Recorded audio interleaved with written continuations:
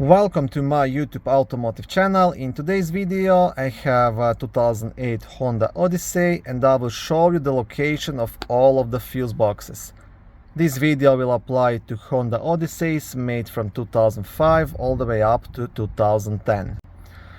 Okay, so these minivans have 4 fuse boxes in total. 2 will be in the passenger's cabin and 2 will be under the front hood. Okay, so the first fuse box will be located right here, left of the driver's left foot. Now there is supposed to be a small cover on top of this, but mine is missing. I just got this car from the car auction. To remove the cover, you just have to pull it straight towards yourself and it will just slide out. And then you will have the access to all of the fuses. Okay, now the second fuse box will be just on the opposite side.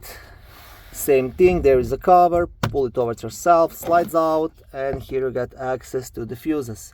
On the back side of the cover you will also have a small fuse diagram.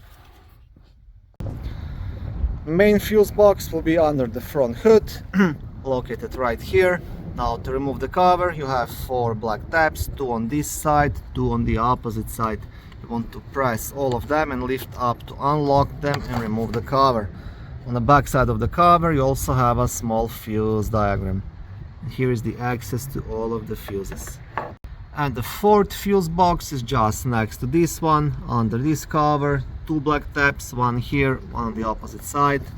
Again, you want to press them at the same time and lift the cover up. And again, back side of the cover, small fuse diagram. Thank you for watching this short video. I hope it was helpful and educational. If it was, please like it and consider subscribing to my YouTube automotive channel. On my channel there is lots of how-to videos, do-it-yourself videos, car reviews, product reviews and other similar automotive topics.